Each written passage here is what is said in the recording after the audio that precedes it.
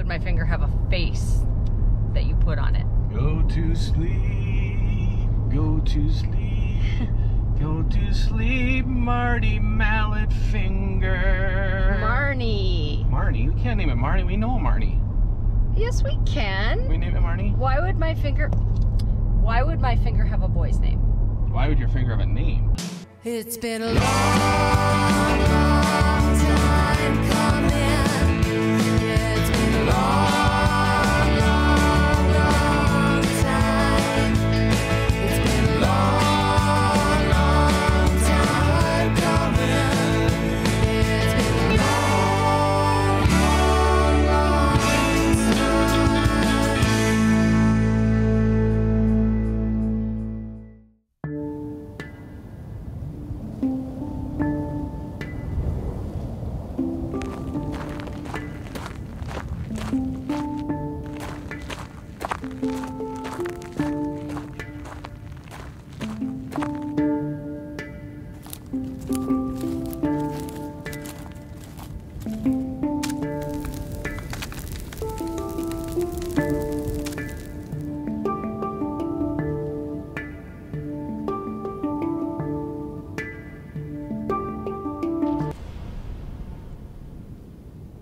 So I came out to the truck. I was waiting in the waiting room with Jacqueline, and then Jacqueline went in to get the x-ray. I did this to my finger. I have a splint on it, and what this is mallet finger. And I couldn't go with her, which is kind of a bummer because now she goes in by herself. Not that she's a little kid or anything. And then the waiting room started to fill up with people who needed seats, so I came out to the truck. Told her I came out to the truck. This is all stuff you guys need to know. Step by step of our lives. There you go. So now I'm just waiting for her to come out, and hopefully it's not broken and it can be repaired. So that's the deal. Hi. Hi. So, my client's husband was correct. It's mallet finger. This is what they gave me. Easy, child-friendly, family-friendly. Don't mean to flip anyone off here, but I am, however, going to order another splint that our friend Gay recommended because she used to work specifically with hands in what she did in her previous life. But the thing is, once you have it in here, you have to be really careful. If I'm going to switch splints, I have to keep it extended. But this thing is just, I don't know, it's pretty big and bulky, and it's not fashionable either. I think it looks great. And it didn't even cost that much, so. We should start selling them on our channel. You know, it's funny, you put things out on social media, and sure, some people say things that aren't, I mean, they're guessing, or they're making an uneducated guess. However, that's what I wanted. I kind of wanted to know everybody's ideas on what it was. And there were some people who said that it was mallet finger and the tearing of the tendons. The common theme was, on social media, was you gotta go to the doctor. You can't sit there and think that it's going to get better on its own. And so thank you to everybody, and I'm glad that I went in, and hopefully it will heal, but we'll see. This has to stay on for a long time, so that means that I'm not going to be able to do as many things as I usually do, so you're going to have to help me, honey. Your jokes are going to have to get better. New writers? Hire new writers? Unfortunately, yeah. All right, take me to lunch. I'm hungry. All right.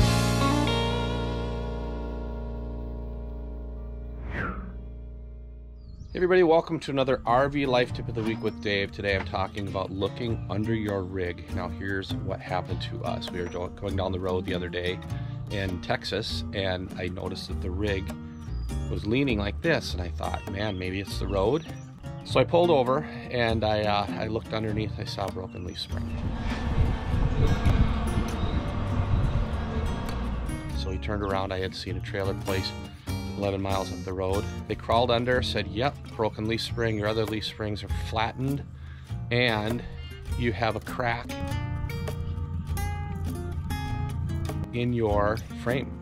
They replaced the crack, leaf springs, and they fixed our brake wire that had come off. So go under your rig every now and then, you guys. I'm gonna do the same and just check it out, give it an inspection, see what you see, because how often do you really go under there?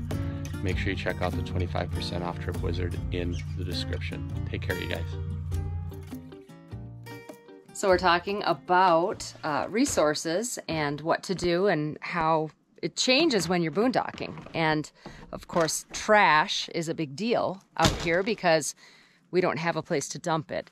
So one of the things that we can do is have a fire for all of our paper garbage. And so right now I just have a little bit of it going. I burned a bunch of stuff and now I have a little more, just paper garbage, and I'm just gonna throw that in the fire, and it really helps because then you don't have it all in your garbage. Sorry, you can hear our water heater on because I am going to be taking a shower. So anyhow, that's what I'm doing, and just living with the resources that we have and getting rid of trash right now. Oh, plastic, no. There we go.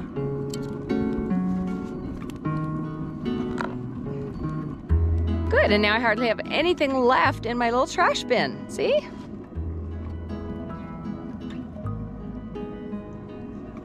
Perfect.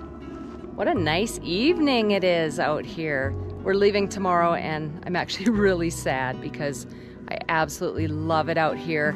I was just talking to Dave about how I went for a walk earlier and I walked for about, I don't know, 2 miles.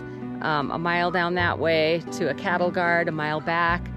And I did not see anybody. I didn't see a car. I didn't see a person. I didn't see anybody. I just feel like it's so nice and peaceful out here.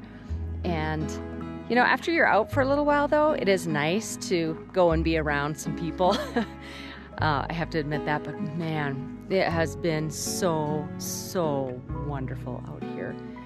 And this is just a great way to live, I think. Really is.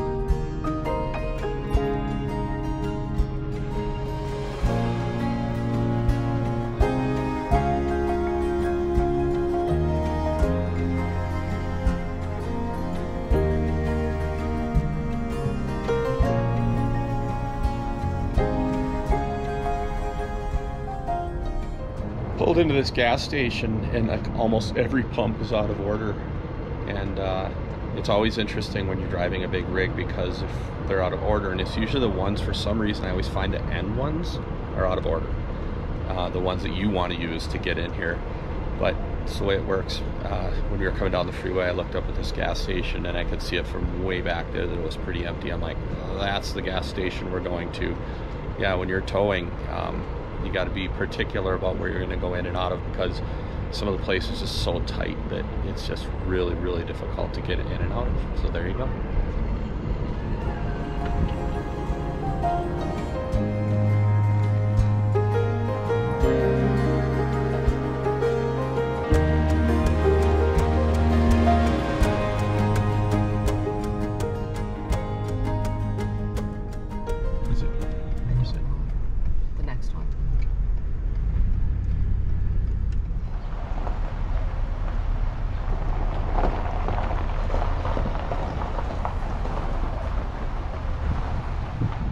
We made it!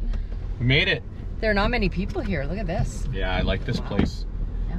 I like this place because it's basically a parking lot, but it's an easy in, easy out. There's no backing in, except if you're on the perimeter. And it's awesome. It's so easy here that I love it. Yeah, only staying one night, but that's okay.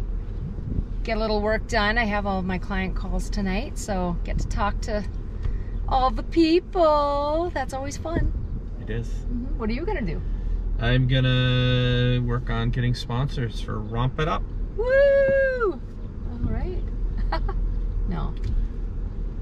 Like this. You might want to clean that screen off. Get out my escapees card.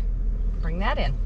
Usually they have a computer system though, and they can tell if it's expired or not. My cards are expired because we don't really get mail, so it's hard to get new ones, but yeah, they'll have it on their computer. So I will go in and get that done. I forgot to turn the truck off. Big sign that says pull forward and turn your engine off. Hi. Hey, how did it go? Good. All of our information was in the system, so it was really easy. There's a laundry code, and you can use the shower here if you want to. I just got us a 30 amp. It was a little cheaper, and we just need our air conditioning, and we'll be fine. So she was nice. Yeah. Ready to get set up and turn the air conditioning on and make some phone calls. Let's do it. Let's do it.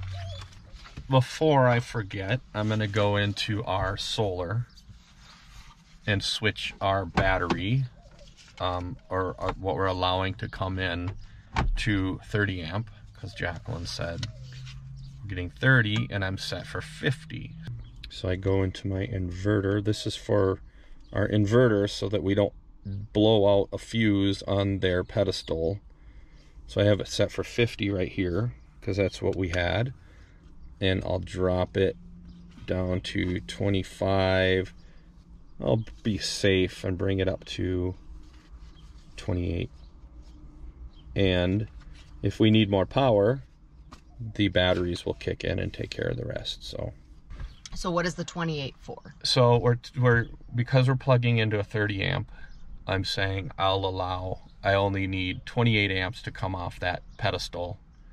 When we were in Tucson, we were on a 50 amp, which is way more than 30, and we had it at 50, and that's basically can run everything without an issue.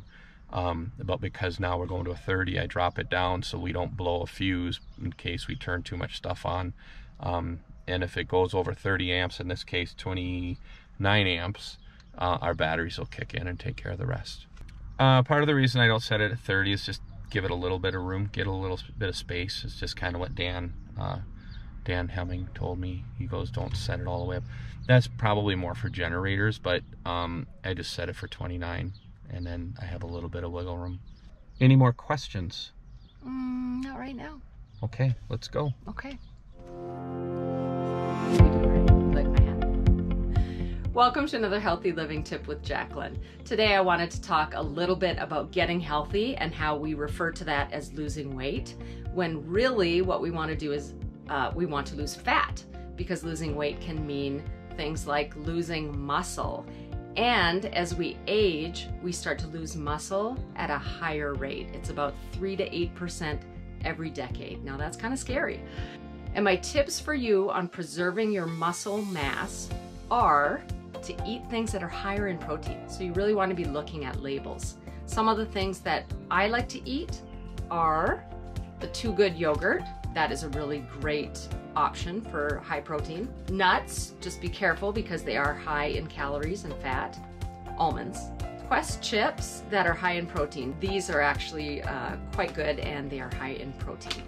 Now my second tip would be to lift weights regularly, and that just means about 2 times a week. Make sure you incorporate all of the muscle groups into that workout. It doesn't have to be real long, but just incorporate all of the muscles. And the last tip I have is to consider taking an amino acid blend, something with high quality ingredients like the one on my program, so I take this. What that does is it's aiding in the protein synthesis of your muscles. And it tastes yummy too. So that's a really good way to preserve your muscle mass, really important as we age. I'm going to show you another healthy client transformation, my friend Kristen.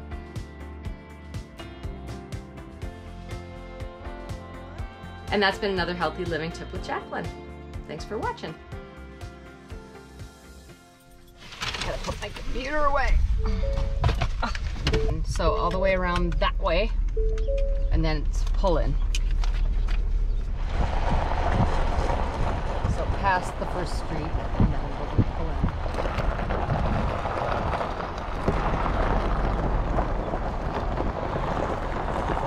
I should switch our Level Mate Pro on. Okay. right, Dave has the emergency brake on, so I'm gonna go behind in between the truck and the camper and turn this on. Kind of a pain to get under there, but I like having that on. It's very helpful. I just don't like to have it on the whole way because the battery goes every time we stop and start and all that. It just uses battery up, so.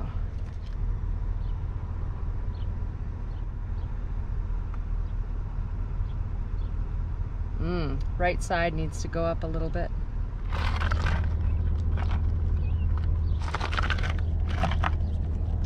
So now I'm gonna have them pull ahead onto those levelers. I'm gonna kind of guess where it should be, and then I'll look at my Level Mate Pro again.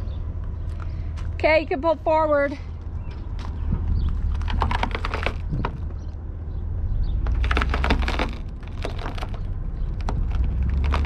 Okay, I don't know. That's the problem when you're on gravel. It's just sliding. So, but I think it went up enough, I'll show you, that we can work with it now. So I got it up enough. Now it's at 1 inch, so our auto level will take care of it. So don't move until I go put the chocks in. Okay. Sometimes when he puts the truck in park, it'll slide back a little bit, so I don't want him to do that until I get the chocks in. So that's the next step.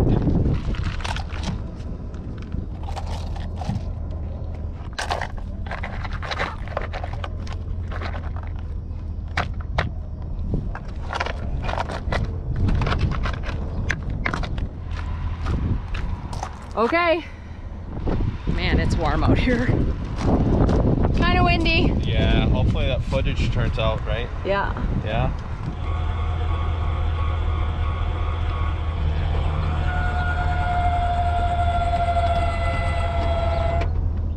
All set.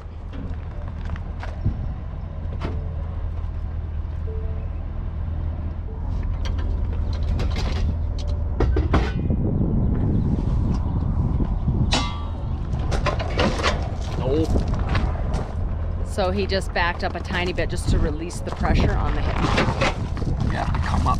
Okay. Oh, there you go. I heard it.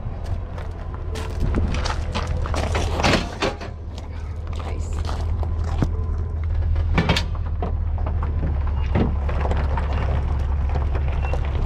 When you get a lot of pressure on the mechanism and the hitch, the jaws, you want to pull that pressure off, so sometimes they'll back up a little bit. If that doesn't do it, we'll lift up a little bit, and then down and up, and then kind of maneuver until it gets released, and then you're good to go. Yeah, it can get frustrating. You just got to keep maneuvering and moving around and lifting, backing up, but you have to be careful. You don't want to back up too much because your jacks are down. Right. So you can bend them, and you want to be very careful. Very subtle moves. Do very small moves. Yeah. And then it always works.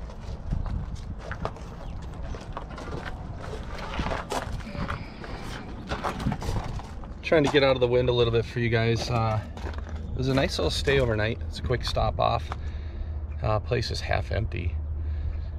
Quiet. It's right by the freeway, but you don't really hear the freeway. You hear the trains more than anything, and those are even past the freeway. But today we're going to take off and go see a giant pistachio.